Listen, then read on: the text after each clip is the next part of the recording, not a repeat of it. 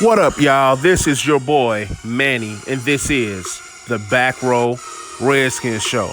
Let's go.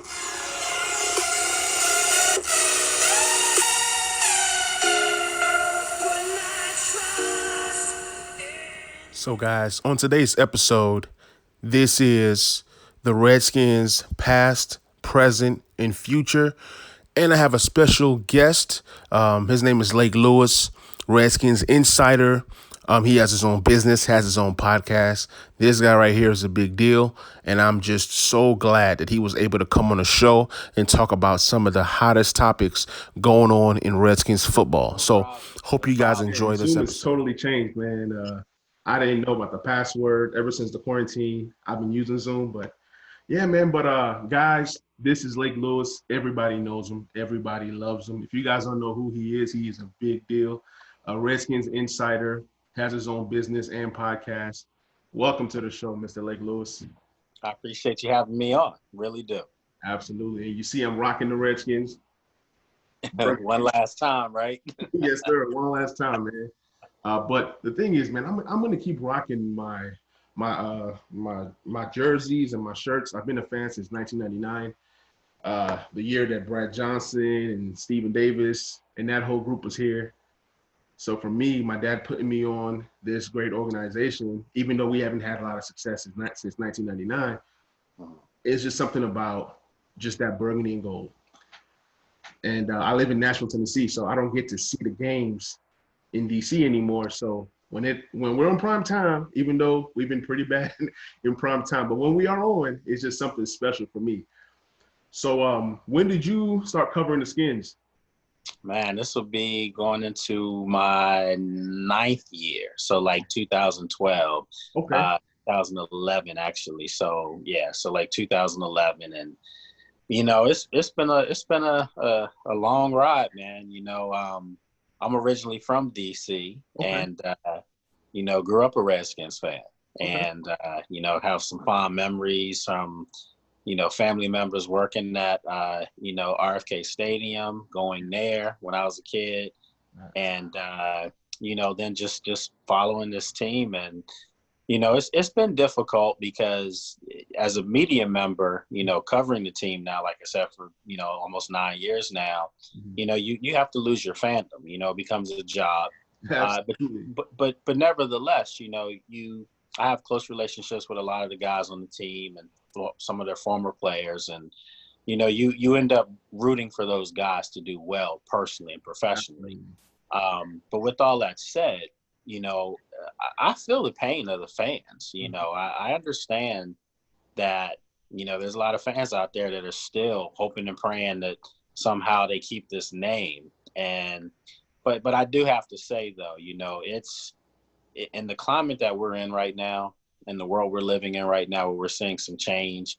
A lot of people are calling it politically correct. I just say it should be called correct. If the name has been offensive to some in a group of people, Right. and as a person that's Native American, I can't tell them what is and what isn't offensive, and it's been offensive to some of them for a long time. So I just think right now, since a lot of things are changing, change isn't comfortable. We know that. Right. I think it's something that really needs to be done. I do. Yeah. Like I said, I've been telling fans for the last week, you don't lose your memories with the name change. Right. That stuff's not. Absolutely. It's not going to be taken from you. You Right. you can still rock your jersey Yeah. if you want, or your shirt. Right. But more importantly, you said you've been a fan since '99. Because of your father. Yeah. So a name change isn't going to take that from Oh, no. you, and that's all I've been telling people. I'm not telling them how to think and how to feel, and Right.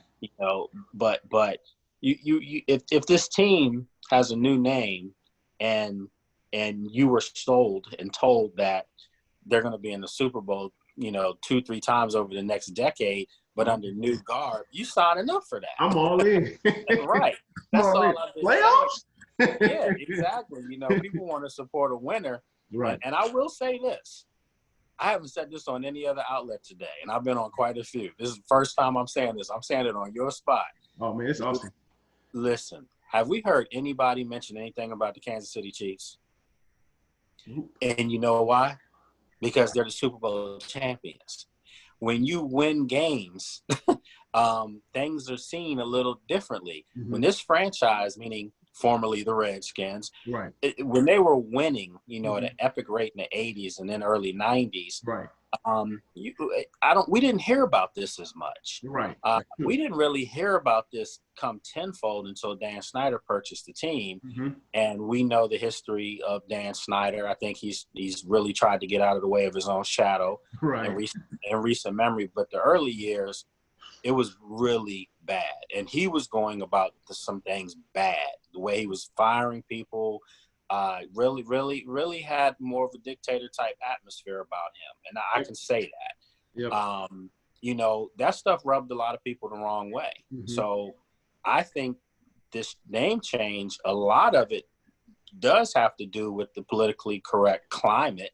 But Mhm. I think a lot of it also has to do with some people trying to stick it back to Dan Snyder. Make Mhm. no mistake about it. The Braves said yesterday they're not changing their name. They Right. may look into their tomahawk chop. Nobody said anything. Yeah. Kansas City Chiefs, no one's saying anything. Chicago Blackhawks, no one's saying anything. Right. I understand the Redskins, out of all these teams we just named, Mhm. have the more tradition-rich history. Mhm. But, man, I'm not hearing anything about At those all. other teams because they've been winning. So Right. that's the big difference. Yeah. Right. And I'm hearing a lot of fans saying, if the Kansas City Chiefs and the Indians and this, if they're not targeted, I'm rioting. So I saw that a lot today, and I tried my best to stay away from social media today. I mean, it was bad. It was Yeah, bad. it From the time was that I real went to bad. sleep to the time that I woke up, I mean, I slept good. I've come to the realization that, hey, the name is going to change. I understand why the name has to change, but I'm still going to be a fan regardless. And mind you, I'm not in the DMV area. So there's some fans. I'm a younger fan. There are some fans that are younger or that are not from the DMV area. So they don't have the history of the 80s and the 90s, or they just don't have any ties to the city. So for the fans that are in the city, they're always going to support the team. So it was real hectic out there today, and I actually got some questions for you from Sure. some fans. Okay. One Fire of the away. fans, they wanted to know, they want to know if Ron Rivera was in the ear of Snyder. They want to know how much influence Ron Rivera has. I mean, he's got quite a bit influence. And I think in this situation, rightfully so. I mean, I keep saying this to the fans. If you want to feel good about something, about, the Redskins or Washington Football Club, however you want to call them, Right. feel good about the fact that this is an organization, as we currently speak right now, has a Hispanic head coach, has an African-American quarterback, Mm-hmm. has a female African-American assistant coach, Mm-hmm. and has a female Caucasian, whatever, but a female head doctor. Mm-hmm. And, Yeah. that's inclusion right there. That's diversity. That's what you want. And this is for a team Mm-hmm. that is in the most politically hotbed oriented city in the world, Mm-hmm. the nation's capital here. Right. So I think there's a lot of really good things that are happening. To get back to Ron Rivera, of course you want him to be involved in this because being of Hispanic origin, Mm-hmm. you trace that back. That's going back to Native American. That's going back to Central America. All these different places where you had, Native Indians. Mm-hmm. And I think it's fitting that he has a little bit of say in this. When they brought Ron Rivera in here, it wasn't just to coach X's and O's. Mm-hmm. It was to be a face of a team. When you think of all the really good teams in any sport, Mm-hmm. if I say, the Golden State Warriors, in the NBA, yeah, you think of Steph Curry, you think of Klay Thompson, Draymond Green, but you also think of Steve Kerr. Yes. When we say the New England Patriots, for years it was Tom Brady and Bill Belichick. Now when I say New England Patriots, it's Bill Belichick. Yeah. So am I comparing the Redskins to those organizations? Those organizations have been winning at epic clips in the last, decade. Mm-hmm. I'm just saying that this is the start of how you're supposed to conduct your business. Okay. If people don't understand what I'm saying, I'll go back and say in the 80s and 90s when this team won, when you mentioned the Washington Redskins, you did not think of the owner, Jack Kent Cook. You really couldn't think of quarterbacks because they won Super Bowls with 3 different quarterbacks. Right. The first person you thought about was Joe Gibbs. Exactly. And that's how it's supposed to be. That's the leader of your team. So Ron Rivera should be in play heavily here. Mm-hmm. And I think it's fitting. I do. Okay. Now, do you think that Ron Rivera would continue with, being ahead, of course, with the GM situation, obviously him and Kyle are working hand in hand right now. Do you think that we end up getting a GM or we just kind of keep it how it is right now? I mean, I think if they're going to go to the traditional football setup, I think Kyle Smith will be the GM. And I don't have a problem with that at all. I mean, he's done a really good job with Doug Williams and their draft department, their scouting department. Mm-hmm. They've had some pretty solid drafts over the past, 3-4 years. And Kyle Smith's been part of that stuff. His dad, A.J. Smith, has history, not just with the Redskins, but just in general. Most people remember him from the Chargers, with his run there as a GM. So he's grown up in this. And one thing we've seen about the NFL is that they do keep it in-house. They do keep it in family. Sometimes a little bit too much to my liking. But in this situation, I think Kyle's done a decent job, and I ultimately do see him being the Redskins GM. Okay. They don't want to let another young gun get away from him. Absolutely. We've had a lot get away from us. Now, my next question is a guy wanted to ask, since, the Redskins is over and it's now a new era, who do you think has been the best player for the Redskins? I'll say maybe your top 5, maybe in the last, let's say 30 years or so. That's a good one, man. To do it quickly, mm-hmm. I would have to go. I'm gonna put Sean Taylor at the top of my list just because I was a big Sean Taylor fan. And actually, before I came back to DC to cover the Redskins, I was in Florida. Nice. And the ESPN station that I was on, we were flagship station for Florida State, and just had a chance to see him play, and he was phenomenal. Just you can't. I mean, he had the making to be the best ever at his position, and just one of the top ever defensive players in the NFL. He was that good. I said the same thing. Yeah. So I would put him up there. I got to put John Riggins up in that category. Mm-hmm. His running, the guy was running the ball 40 times a game. Right. This is in their heyday. He won a Super Bowl for him against the Dolphins. You're right. Darryl Green, of course, has to jump up there. The GOAT. Anytime you play 20 years with the same team at cornerback, you got to put him up there. I'm going to throw Doug in there, even though Doug, with all respect, because that's my guy. Still is to the very day. I see him out at the park all the time. Right. He didn't have a long time here, with the Redskins as far as on the field. But what he did do on the field was the guy brought them back in games, led them through the playoffs, and also they won that Super Bowl where he was the first ever African-American MVP, quarterback winner, you name it. So I just think from a historical standpoint, I put him in my top 5. And then my 5th player, man, it's been so many different guys over the years that I really liked. Man, you could think of an Art Monk if you wanted to. You could think of a Dexter. That's a good question, man. I'm probably it's crazy. I might go Gary Clark, man. I've been saying for a long time that I think Gary Clark needs to really get a hard look at the Hall of Fame. Absolutely. Because the guy he played on the opposite side of, Art Monk, mm-hmm. is in the Hall of Fame and should have never had to wait as long as he did, but he's in. Right. But you could make an argument that Monk may have been the more steady player, mm-hmm. but Gary Clark may have been more of the home run hitter for this team. Yeah. And, at that time. So I think I'll put Gary in there in my top 5. And, sad to say, because they're Redskins players, they get so much disrespect, man. It's like if he played for another team, he would have been in the Hall. That's just how I Yeah. feel. Yeah. That's just how I feel. There's some members of the Hogs that are not in the Hall, And, Well, you know what? You know why I always say this? I think this team, as dominant as they were in the 80s and early 90s. I mean, the 91 Super Bowl team to me might be, that 49er team, I think in 94, 95 was pretty good. But I think the Redskins 91 team can match up with anyone. And throughout history, they were that complete on both sides of the ball, special teams, solid, and coaching was great. But, when you look at all those teams, outside of really maybe Dexter, they didn't have a whole lot of, rah-rah guys. They just were workmanlike and went about their job.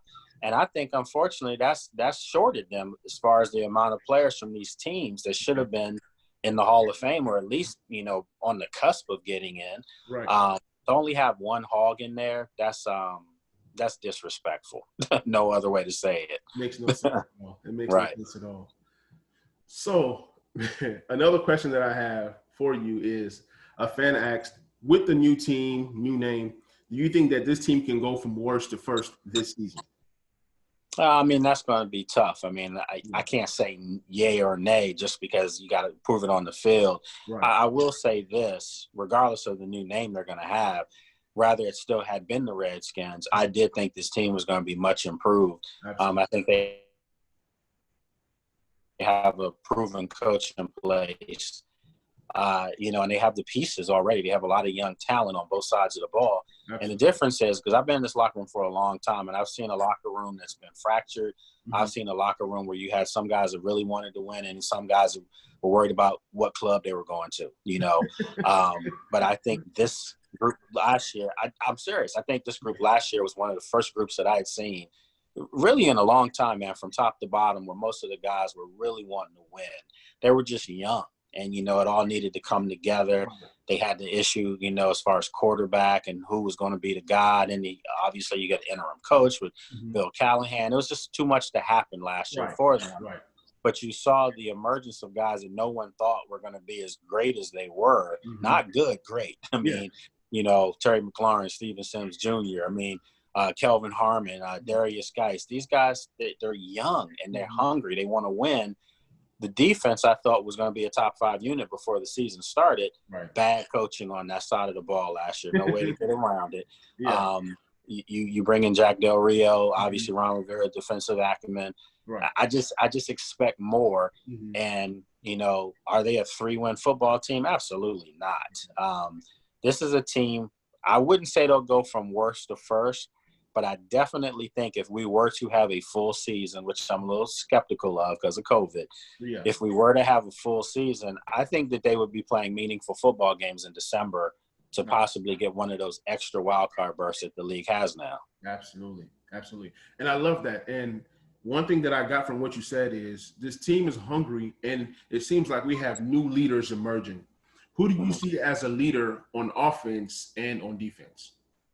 Oh, I think it has to be Dwayne Haskins on offense. Mm-hmm. Has to be. And obviously, second-year player. Mm-hmm. This will really be like his first full year. Yeah. If we do have a season. But he's a quarterback, and most guys want that quarterback to lead them. Mm-hmm. They want the quarterback to be not just the face of the offense, but the face of the team, mm-hmm. Outside of the coach. And I think everything's in place for Dwayne to be successful. The guys that he's throwing the ball to are guys that he's grown with, Absolutely. They all came in together. They all work together. So it's just going to be a better transition for him. I think Scott Turner's offense is more suited for Dwayne Haskins too, more so than Jay Gruden's offense. Yeah. So, I think he should be the leader on offense. Mm-hmm. Naturally, guys are going to look from a workmanlike and professionalism. They're going to look at AP, but Adrian Lee's more by example on the field, but I think Dwayne has to be the vocal leader for them on offense. Mm-hmm. Yeah, because I saw there was guys talking about AP. He said AP doesn't talk. AP just goes out there and performs and just does his job. Go out there and get first downs. That's what he does. Absolutely, absolutely. So on defense, give me the guy that you feel is the leader, like a guy or two. There's several guys on the defense that I think have the ability to do that. The first guy I'm going to jump out with is say Jonathan Allen. Yep. He's definitely a leader. He's Mm-hmm. definitely a guy that you recognize as that Yep. Good person. On top of that, Mm-hmm. he wants to win. I mean, Yeah. most of these guys that played at Alabama, Right. they lost. They lost as many games at Alabama with the Redskins last year, probably in their first 4 or 5 games. Right. Right. And it didn't sit well. There were times where you saw Jonathan after games, and it was like, yeah, I don't even want to waste my time because I know he's not going to have much to say because he doesn't know what to say because he's not used to losing. So I would say Jonathan, another guy that I think Landon Collins has it in him to be a guy. He was more of a by example type guy. Right. But I think he's going to have a bigger voice this year as well. A lot of times when guys come over to a team in their first year, they're kind of fitting in, even though they're more talented than most, but they're still trying to fit in. Well, year 2, you start to hear some things, and I think he'll step it up too in that regard. I can't wait. Yeah, he played ball with the Giants with Dominique Rodgers-Cromartie. Sure did. Who I happened to go to school with here in Nashville, Tennessee State, HBCU. Yeah. So, very, very good guy. I remember seeing him on TV, and I'm like, I hoop with this guy. And, I didn't go to any of the football games really, but I knew he was good, heard about him. So they have a very good connection. And it was just sad that DRC just couldn't work out here last year. I knew when he came in, I thought it was stacked against him. I did because – when you bring in a veteran like that, who still, remember he was coming back out of retirement, if I'm not mistaken. Yeah. When you bring in a veteran like that, normally those kind of veterans come to teams that are tailor-made to win right away. Right. And they kind of add that veteran, leadership and smarts to it. But this was a team that was in a total different transition, and they had to go young. And that's why I just didn't see how he would fit in ultimately. And we saw, obviously – they went young at that position. Absolutely. So I have 2 more questions for you. Sure. So we're going to transition into free agency. I know it's a long time from now, but since this episode is more about the past, the present, and the future, so with Jonathan Allen and Brandon Sheriff and some of these other guys that we have on the team that we have to pay, coming up, do you think that winning and losing is going to affect the free agency process for a guy like Jonathan Allen, being that he hates to lose? It's different, though, because he's a guy that's from the area. He went to high school literally, a mile or 2 away from the practice facility, and keep in mind, he's also got a lot of his former teammates with him, too, so that helps your familiarity and comfortableness out on the field. And I think these guys are also smart enough to know that they're close to winning. I think they really feel like, this isn't just a team that's 2-3 really good players and then a bunch of guys that wouldn't start on anybody else's team. They've got a roster littered with talent that could start on a lot of NFL teams. Absolutely. So I do think winning will help play, but it's kind of like you want to see the direction you're going in. If you win 5 games, 6 games, 7 games, let's just say they win 7 games. That's a 4-game improvement over the previous year. Absolutely. That doesn't necessarily mean you're bad. It just means that you're close, but you're not there yet. Absolutely. So, in fairness, I will say that, it will help. It'll help dictate, what they want to do. If they go out and they're like 2 and 14, right, and, have the number 2 pick in the draft again, you might see some guys say, I gotta go. Hey. It's like, how can you get, you win 3 games, you got to get better, and you go backwards. Yeah, and then if we somehow happen to that stench that was in the air last year. I was gonna say that stench that was in the air last year was bad. It was bad, and I actually, I remember a colleague of mine. We were in the media room, and we were talking about it. Like, is this worse than Shanahan's last year of 3-13? Like, is this that bad? It was. It was worse. It was worse. Man, like, since I've been a fan, this was like the worst season. I mean, we've had some bad seasons, but this was bad. I mean, you start off the year, you get guys like Paul Richardson that you overpaid, in my opinion. Josh They did. Doctson, it didn't pan out. You kept giving him opportunities. Trey Quinn, he wasn't an answer. So these are the guys that you bring in to be your receivers, all right? And then the tight ends, you saw what happened. So it was just bad. And then with the injuries year after year, I said, man, it can't get no worse than this. Yeah. You know? And if we didn't get Chase Young, I would have literally cried. But sometimes those are the type of things. I was just about to say that. You took the words out of my mouth. I was going to say, sometimes, every now and then when you're bad, you get a break. And the break should be Chase Young. I mean, it should be a generational type of talent. Exactly. And you pair him already with a pretty talented young defense. Mm-hmm. The sky's the limit for these guys now. And that defense could be so good this year, it could keep them in some games. But you know what? I think the offense, I think the kid Gandy Golden, I mean, they have found some players that have a chance to just keep adding on. And the good thing is they're all young. I mean, they're all puppies right now. Yeah. That's a good thing, Absolutely. And they all going to grow together.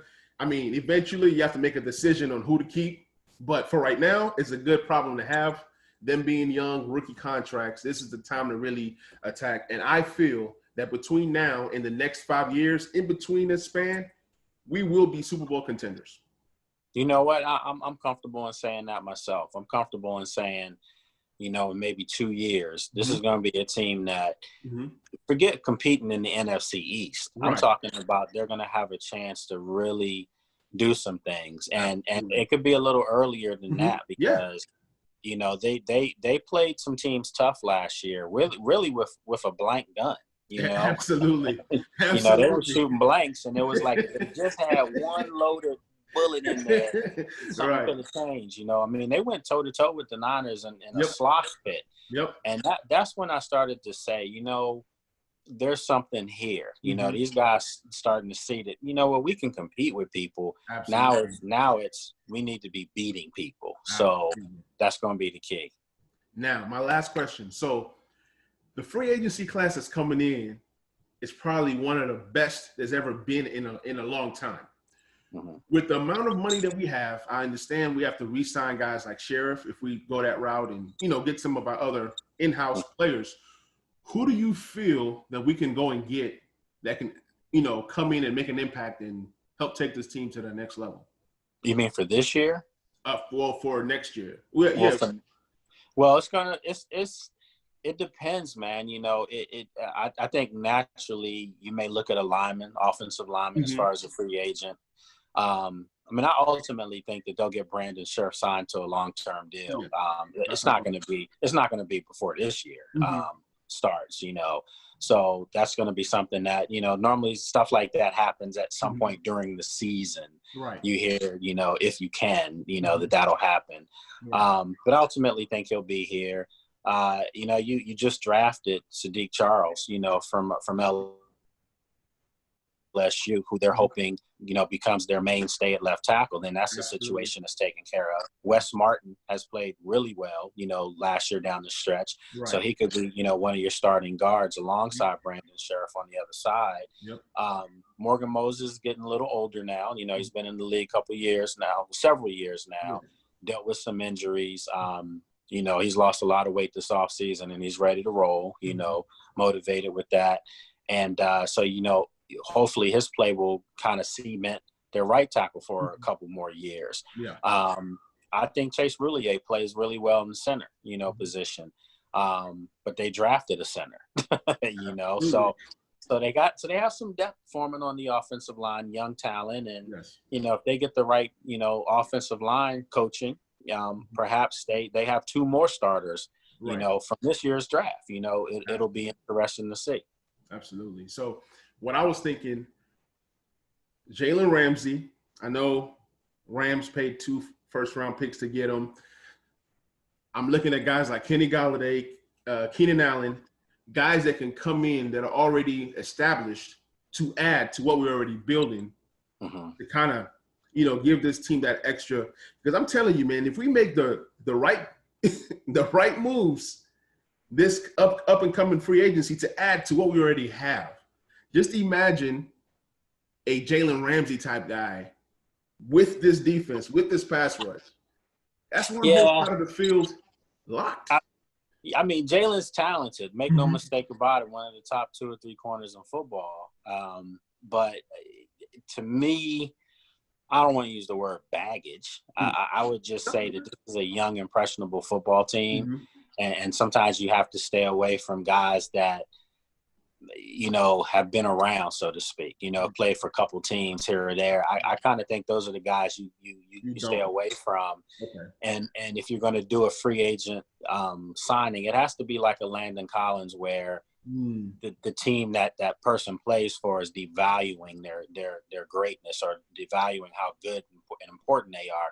Then you go ahead and pounce on a player like that, but not just someone that you feel like it's going to fill a hole, but, you know, they've moved around. You know, I want somebody that, regardless of what this team name is, they want to be here. You know, they want to come here.